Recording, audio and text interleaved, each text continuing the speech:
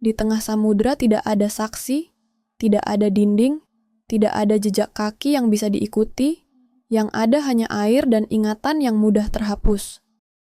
Berabad-abad lamanya laut menjadi jalan, bukan misteri kapal datang, kapal pergi, dan manusia percaya bahwa selama kompas masih menunjuk arah, segalanya bisa dijelaskan. Namun ada wilayah di mana laut berhenti menjadi latar dan mulai bertindak. Wilayah itu kelak disebut segitiga Bermuda. Sebelum namanya dikenal, sebelum peta ditandai garis putus-putus, sebelum cerita-cerita aneh menjadi legenda laut di sana, sudah lebih dulu bekerja dalam diam. Ia tidak menelan dengan amarah, tidak merusak dengan kekerasan. Ia hanya memisahkan kapal dari awaknya, dan membiarkan manusia bertanya kemana tubuh bisa pergi tanpa suara. Pada akhir abad ke-19, tidak ada yang menyebutnya kutukan. Tidak ada yang menyebutnya wilayah terlarang. Yang ada hanyalah laporan pelaut yang terlalu ganjil untuk dirayakan dan terlalu nyata untuk diabaikan. Salah satunya datang dari sebuah kapal bernama Ellen Austin, bukan kapal perang, bukan kapal ekspedisi, hanya kapal dagang yang berlayar seperti ribuan kapal lain. Namun, di suatu titik di antara langit yang datar dan laut yang tampak jinak, Ellen Austin bertemu dengan sesuatu yang tidak pernah dia bawa pulang, sebuah kapal tanpa manusia. Dan sejak hari itu laut tidak pernah diminta untuk menjelaskan. Ia hanya menutup permukaannya kembali, dan nama-nama perlahan menghilang.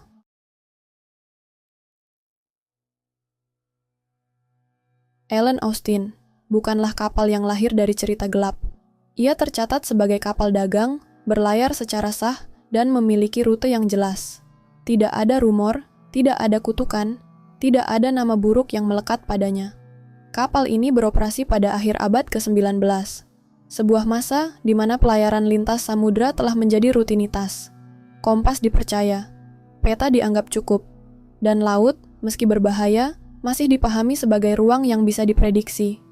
Ellen Austin membawa muatan umum, barang dagangan, bukan senjata, bukan artefak, bukan sesuatu yang dianggap berharga secara simbolik. Ia berlayar sebagaimana mestinya sebuah kapal dagang berlayar. Datang, memuat, menyeberang, dan kembali. Catatan menyebutkan, Kapten Ellen Austin adalah seorang pelaut berpengalaman.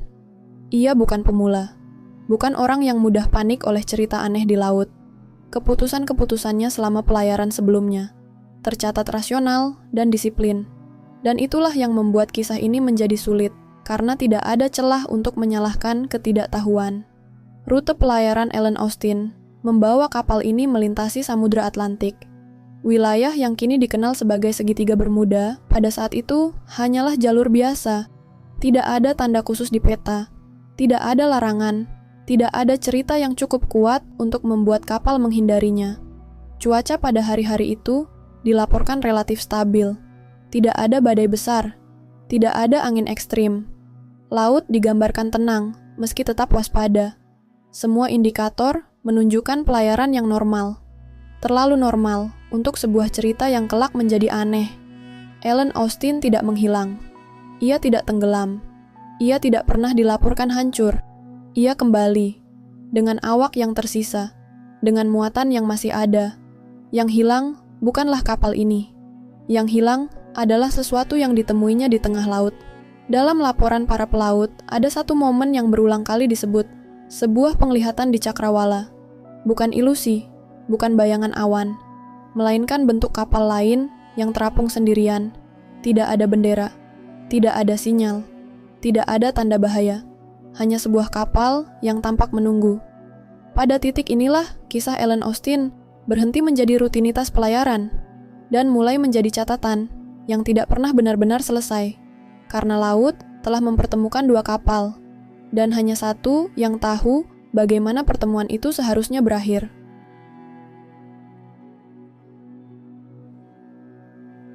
Kapal itu pertama kali terlihat sebagai garis gelap di cakrawala. Tidak bergerak cepat, tidak pula melawan arah angin. Ia hanya berada di sana, seolah lupa tujuan. Kapten Ellen Austin memerintahkan kapal untuk mendekat, bukan karena rasa ingin tahu semata, melainkan karena hukum laut. Setiap kapal yang tampak bermasalah adalah tanggung jawab bagi kapal yang melihatnya. Semakin jarak dipersempit, semakin jelas satu hal. Kapal itu masih utuh, layar masih terpasang, tiang berdiri tegak, tidak ada tanda karam, tidak ada tanda pertempuran. Namun tidak ada satu pun sosok di geladak, tidak ada awak yang melambai, tidak ada suara, tidak ada sinyal darurat, hanya kayu, tali, dan kain layar yang bergerak pelan mengikuti napas laut.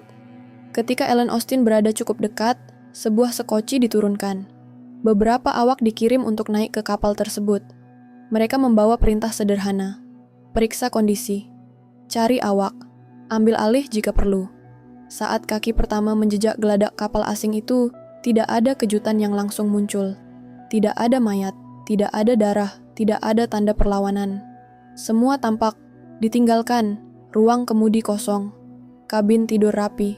Peralatan makan masih ada, tidak berantakan, tidak tergesa-gesa. Seolah awak kapal itu bangun suatu pagi dan memilih untuk tidak kembali. Pencarian dilakukan dengan hati-hati. Setiap sudut diperiksa, setiap palka dibuka, setiap ruang sempit dilihat dengan lentera. Hasilnya sama, tidak ada manusia. Yang lebih aneh, tidak ada alasan yang tertinggal. Tidak ada pesan, tidak ada catatan terakhir, tidak ada logbook yang bisa menjelaskan apapun. Kapal ini, secara teknis, masih layak berlayar. Ia tidak rusak, ia tidak bocor, ia tidak kehilangan kendali. Satu-satunya hal yang hilang adalah mereka yang seharusnya mengendalikannya. Kapten Ellen Austin menghadapi keputusan. Meninggalkan kapal itu atau membawanya bersama. Dan keputusan itu diambil tanpa rasa takut yang berlebihan. Karena pada saat itu tidak ada yang terasa supranatural. Tidak ada suara, tidak ada bayangan, tidak ada tanda ancaman. Hanya sebuah kapal kosong di tengah laut yang tampak masuk akal. Beberapa awak Ellen Austin dipindahkan ke kapal asing itu. Mereka diberi tugas untuk mengemudikannya. Sementara Ellen Austin akan berlayar di sampingnya. 2 kapal, 1 laut, dan jarak yang dianggap cukup aman. Tidak ada yang tahu bahwa laut sedang mengatur jaraknya sendiri.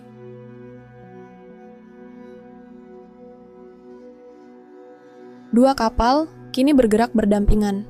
Ellen Austin di satu sisi, kapal asing di sisi lain. Jarak dijaga, tidak terlalu dekat, tidak terlalu jauh. Laut masih tampak tenang. Angin bertiup cukup untuk menjaga layar tetap penuh. Tidak ada tanda bahwa keadaan akan berubah. Namun laut jarang memberi peringatan. Kabut mulai turun perlahan. Bukan badai, bukan gelombang tinggi. Hanya tirai tipis yang membuat jarak terasa lebih panjang dari sebenarnya. Kapten Ellen Austin tetap mempertahankan kecepatan. Tidak ada alasan untuk panik. Tidak ada prosedur darurat yang diaktifkan. Untuk beberapa waktu, 2 kapal itu masih terlihat satu sama lain. Tiang layar masih bisa dikenali. Bentuk geladak masih bisa diikuti oleh mata. Lalu jarak itu terputus. Bukan oleh suara benturan, bukan oleh ledakan, melainkan oleh hilangnya pandangan. Kabut menutup laut dan kapal asing itu menghilang dari penglihatan. Ellen Austin memperlambat laju. Isyarat diberikan. Sinyal suara dilepaskan. Tidak ada jawaban. Waktu berlalu dan kabut mulai menipis. Garis cakrawala kembali terbuka. Kapal itu terlihat kembali. Masih utuh, masih berlayar, masih mengikuti arah yang sama. Namun, ketika Ellen Austin mendekat, ada sesuatu yang terasa salah. Geladaknya kosong. Awak yang sebelumnya dipindahkan tidak ada. Tidak terlihat di kemudi. Tidak terlihat di geladak. Tidak muncul untuk memberi isyarat. Sekoci kembali diturunkan. Pemeriksaan dilakukan sekali lagi. Hasilnya sama seperti sebelumnya. Tidak ada mayat. Tidak ada tanda perlawanan. Tidak ada jejak kepanikan. Awak Ellen Austin yang beberapa jam lalu masih hidup dan berbicara menghilang sepenuhnya. Tanpa suara. Tanpa perlawanan, tanpa alasan yang bisa dicatat. Pada titik ini, rasa cemas mulai mengambil alih. Namun ketakutan belum sepenuhnya lahir. Karena manusia selalu mencoba menjelaskan. Mungkin mereka terjatuh ke laut, mungkin terjadi kesalahan, mungkin ada sesuatu yang terlewat. Namun laut tidak meninggalkan bukti untuk mendukung semua kemungkinan itu. Kapal itu kembali kosong, dan Ellen Austin masih berada di sampingnya. 2 kapal. 1 laut, dan sebuah pertanyaan yang belum berani diucapkan. Jika ini bisa terjadi sekali, apakah laut akan melakukannya lagi?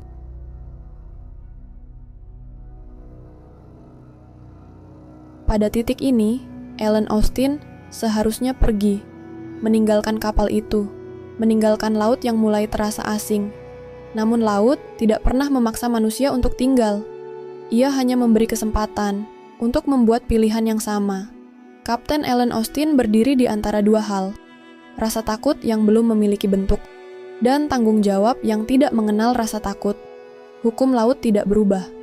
Kapal yang bisa diselamatkan tidak boleh ditinggalkan begitu saja. Namun hukum itu tidak pernah ditulis untuk menghadapi laut yang diam. Setelah perintah dipertimbangkan, keputusan kembali diambil. Awak kedua dipersiapkan untuk naik ke kapal asing itu. Tidak ada yang berbicara banyak. Tatapan saling bertemu dan segera berpaling. Semua memahami risikonya, meski tidak mampu menyebutkannya. Sekoci diturunkan, dayung menyentuh air, dan jarak pendek itu terasa jauh lebih panjang dari sebelumnya. Awak kedua menaiki kapal. Mereka mengambil posisi. Kemudi dipegang. Layar disesuaikan. Dua kapal kembali bergerak berdampingan. Kali ini tidak ada kabut tebal. Tidak ada badai. Tidak ada gangguan cuaca yang bisa dijadikan alasan. Langit terbuka.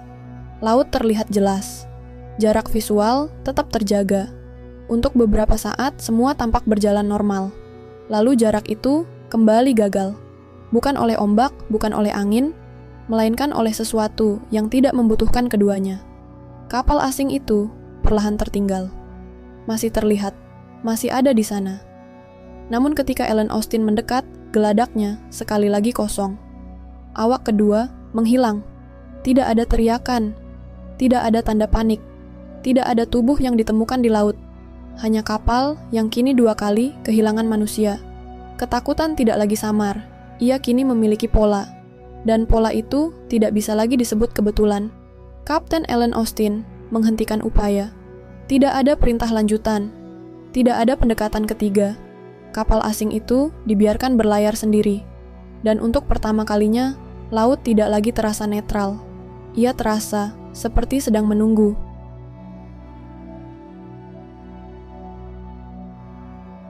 Setelah upaya kedua gagal, tidak ada lagi tindakan heroik. Tidak ada pengejaran. Tidak ada penyelamatan.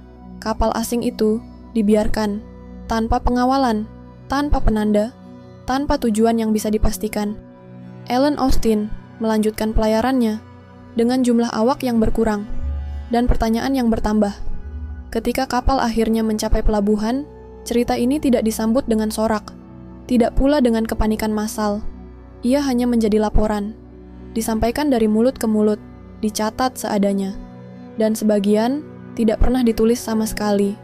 Tidak ada logbook kapal asing yang ditemukan, tidak ada catatan terakhir, tidak ada tanggal, tidak ada penjelasan resmi. Bahkan identitas kapal itu sendiri menjadi kabur. Nama yang disebutkan berbeda-beda. Asal pelayaran tidak pernah dipastikan. Yang tersisa hanyalah kesaksian. Dan kesaksian selalu rapuh ketika berhadapan dengan laut. Beberapa versi menyebut kapal itu menghilang selamanya. Versi lain mengatakan ia terlihat kembali, masih kosong, masih berlayar. Tidak ada satupun versi yang membawa pulang manusia. Dan disitulah horor sesungguhnya muncul, bukan dari apa yang terjadi, melainkan dari apa yang tidak pernah tercatat, karena sejarah dibangun dari arsip. Dan ketika arsip tidak ada, ingatan manusia menjadi satu-satunya saksi. Ellen Austin tidak pernah menjadi legenda besar. Ia tidak diberi monumen, tidak dijadikan peringatan resmi. Namun kasusnya menjadi pola awal, sebuah petunjuk sunyi bahwa laut mampu memisahkan kapal dari manusia tanpa harus menghancurkan apapun. Dan bertahun-tahun kemudian, ketika wilayah itu mulai diberi nama, ketika cerita-cerita kehilangan mulai terkumpul, kasus Ellen Austin kembali diingat. Bukan sebagai yang paling mengerikan, melainkan sebagai yang pertama yang memperlihatkan bahwa laut tidak selalu mengambil dengan kekerasan. Kadang, ia hanya mengambil nama.